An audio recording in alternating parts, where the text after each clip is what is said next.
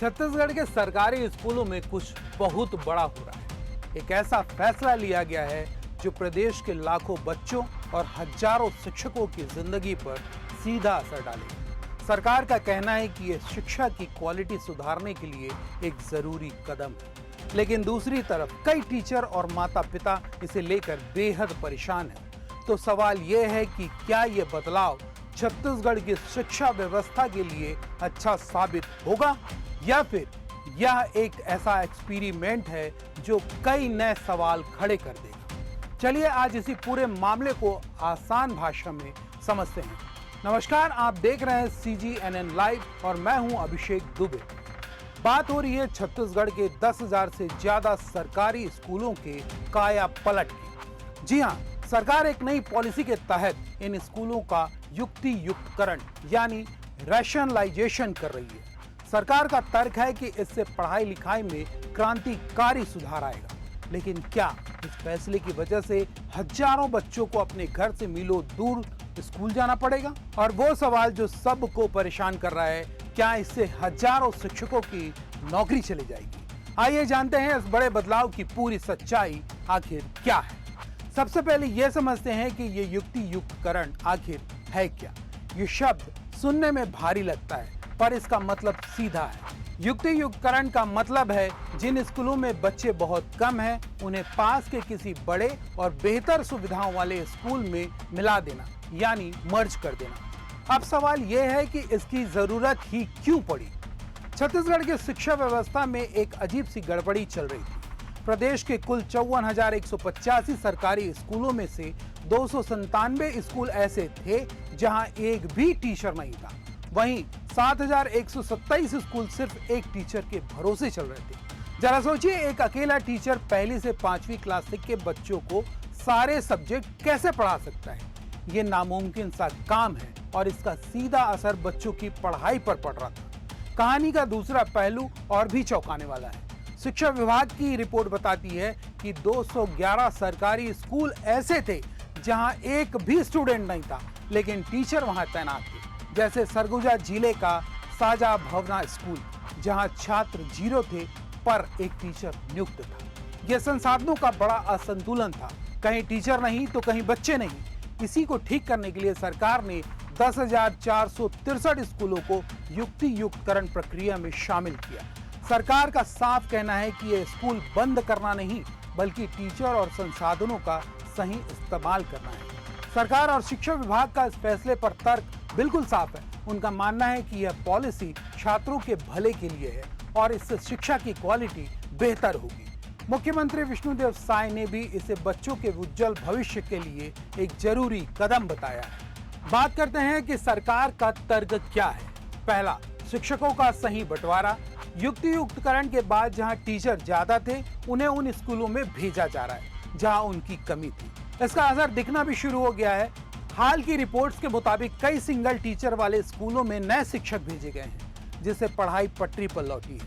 नक्सल प्रभावित इलाके कमका कासूर जैसे गांव में जहां स्कूल साल भर से बिना शिक्षक के था, वहां अब हेडमास्टर की नियुक्ति हुई है। दूसरा बड़ा तर्क है बेहतर संसाधन।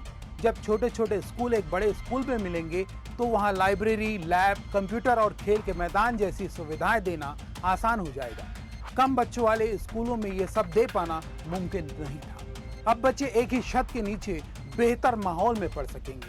तीसरा, पढ़ाई का एक बेहतर माहौल बनाना। जब एक क्लास में गिने चुने बच्चे होते हैं तो उनमें कंपटीशन और साथ मिलकर सीखने की भावना नहीं पनपती। ज्यादा बच्चों के साथ पढ़ने से उनका सामाजिक और मानसिक विकास बेहतर होता है।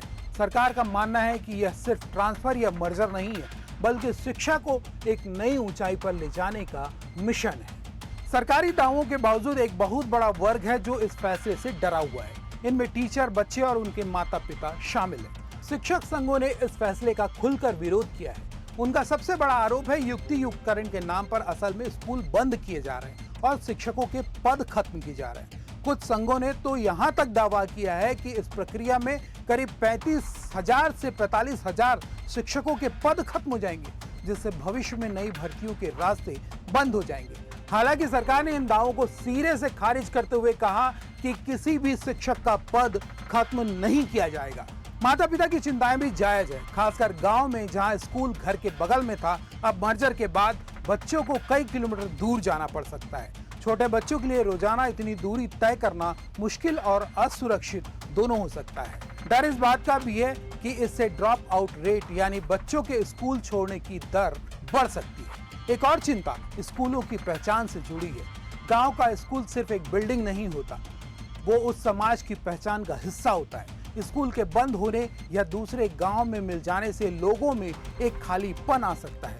विपक्ष भी सरकार पर हमलावर है। उनका आरोप है कि सरकार ने रोजगार देने का वादा किया था, लेकिन अब वो शिक्षा विभाग में ही हजारों पद खत्म कर रही है।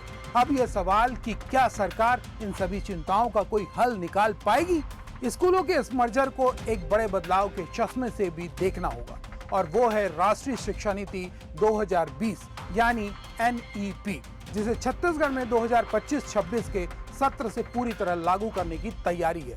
यह नीति भारत की शिक्षा व्यवस्था को पूरी तरह बदलने का दम रखती है। इस नीति में सबसे खास क्या है?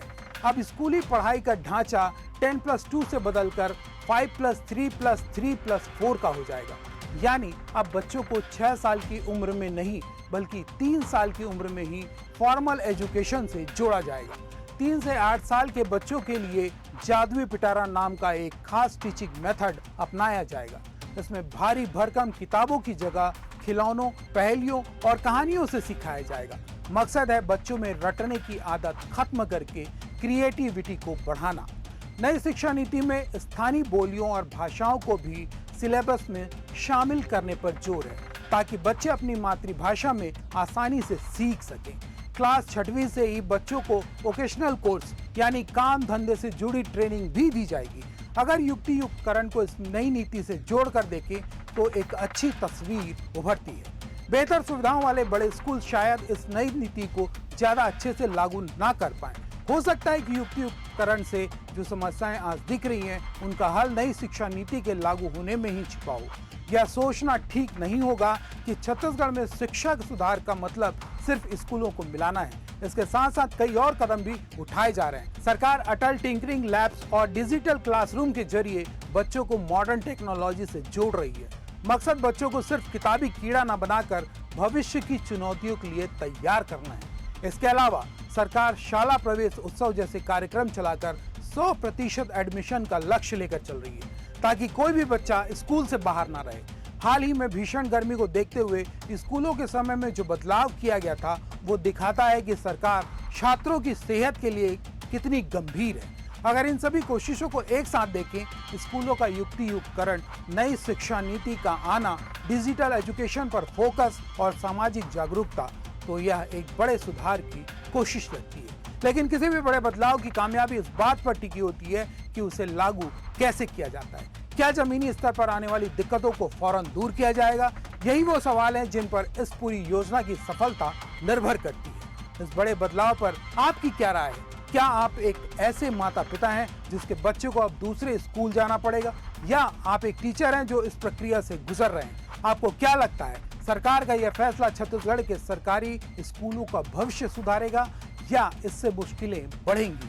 अपनी राय हमें नीचे कमेंट बॉक्स में जरूर बताइए, और अगर आपको यह जानकारी पसंद आई हो तो इस वीडियो को लाइक करें, अपने दोस्तों के साथ शेयर करें, और आगे भी ऐसे ही विश्लेषण के लिए हमारे चैनल को सब्सक्राइब करना ना भूलें।